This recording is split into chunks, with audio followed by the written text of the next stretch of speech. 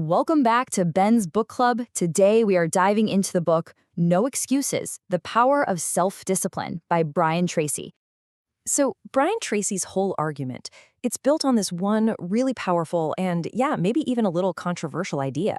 And it's this: success, it's not about luck. It's not about raw talent or even where you start in life.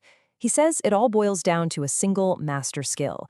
And here's the kicker: it's a skill that anyone, and he really, really stresses this, anyone can learn. So, what is this master skill? Well, you guessed it, it's self-discipline. Tracy's argument is actually super simple. He says that with self-discipline, ordinary people can do absolutely extraordinary things. But without it, well, even the most talented people on the planet are probably going to fall short. You can think of it as the one key that unlocks every other door to success. Okay, so when Tracy talks about self-discipline, what does he actually mean? For him, it's pretty straightforward. It's just the ability to do what you should do, when you should do it, whether you feel like it or not. Sounds simple, right? But man, is it hard to master. So here's what we're going to do. We're going to break down this whole no excuses mindset. Then we'll look at how to actually apply it in your life. We'll unpack a whole toolkit of his strategies. And then at the end, we'll ask the big question: does this advice even hold up today? All right, so before you can even start acting with discipline, you've got to learn to think with discipline. And Tracy builds his entire philosophy on this really crucial psychological shift. It's all built on two foundational, super powerful pillars. So the first pillar, it's all about radical responsibility. I mean, think about it. It's the huge shift from being trapped by excuses, blaming your circumstances, bad luck, the economy, your boss, to taking complete and total ownership. Tracy is super blunt about this. He basically says the exact moment you stop blaming anyone or anything else and accept 100% responsibility for your life, that's the moment you gain 100% of the power to change it. And the second pillar is what Tracy calls the great secret of success. It's all about the power of delaying gratification. It's that discipline to sacrifice a little bit in the short term so you can enjoy much bigger rewards in the long term.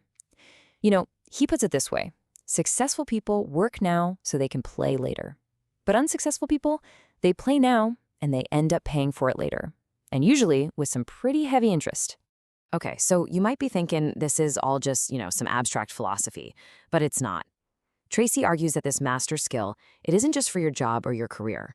No, it's a framework that you've got to apply across three really critical arenas of your entire life. And he actually breaks it down using a really cool tree metaphor. Think of self-discipline as the roots, and from those roots, it nourishes three key branches of your life. First, your personal success, then your professional and financial success, and finally, what he calls the good life. And the point is, you just can't have healthy branches if the roots are weak. They're all completely interconnected. So let's start with that first branch, personal success. Tracy says your character, it's built in all those tiny little moments. That discipline it takes just to get out of bed when the alarm goes off, he says that's the exact same muscle you're going to use to tackle some massive project later on.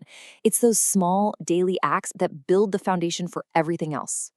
Okay, next up, professional success. And he talks about the classic 80-20 rule. Look, it's not about just being busy all the time. It's about being effective.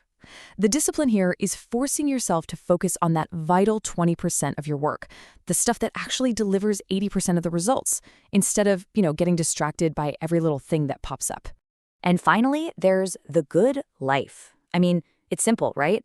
You can't crush your professional goals if your health is a mess. For Tracy, things like fitness and diet, they aren't about waiting for motivation to strike. Nope. They are purely a set of disciplined habits that fuel high performance in every single other area of your life. All right, so this all sounds great in theory, but you're probably asking, how do I actually do any of this? And that's exactly where the book gets really practical. It shifts from the what to the how, giving you a whole set of concrete, actionable strategies that, honestly, you can start using like today. So let's start with a really crucial number. According to Tracy's research, only about 3% of adults have clear, written goals. Just stop and think about that for a second. Only 3%. And get this, that tiny little group consistently outperforms the other 97% combined. That, right there, is the power of having disciplined clarity. So the big question is, how do you get into that 3% club? Well, Tracy lays out this incredibly simple but really powerful method. First, you have to decide exactly what you want. Be specific. Then you've got to write it down. Make it real, something you can see. Step 3, set a deadline. Give it a finish line. 4, make a list of absolutely everything you can think of that you need to do to get there. 5, organize that list into a plan, a sequence of steps. And then, here's the most important part. You take action on your plan immediately, right away, no waiting for the perfect moment. And honestly, the book is just packed with other practical tools like this. For example, there's the ABCDE method, which is just a simple way to ruthlessly prioritize your daily to-do list so you're not wasting time. Then there's the 1% formula for wealth, which is all about the incredible compounding power of just reading in your field for an hour a day. And one of my favorites, the disaster report. It's a fantastic tool to face your fears. You basically just write down the absolute worst-case scenario for a big decision. And you know what? You'll often realize it's not nearly as scary as it was in your head, and that you can totally handle it. Now, let's be real for a second. A lot of this advice, it feels very old school, doesn't it? It's tough, it's really direct, and it does not leave a lot of room for excuses.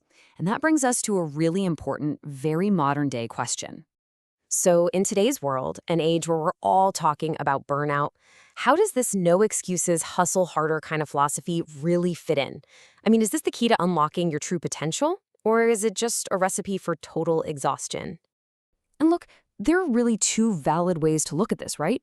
On one hand, the argument for it is that the message is incredibly empowering. It's all about personal agency, taking control, and building up your mental toughness. But the common critique, and it's a fair one, is that this whole philosophy can feel a bit dated, maybe like hustle culture from 1995. It can seem to ignore real systemic barriers people face, and if you take it to an extreme, it absolutely risks promoting burnout. But I think at the end of the day, the most generous and honestly the most useful way to look at it is this. Tracy isn't really talking about self-punishment. He's framing self-discipline as the ultimate form of self-respect.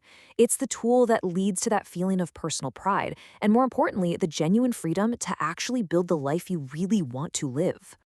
So what do you think? Is this no excuses approach timeless wisdom that we all need to hear? Or is it kind of a relic of a bygone era? I'd love to know what you think. And hey, make sure you subscribe so you don't miss an episode.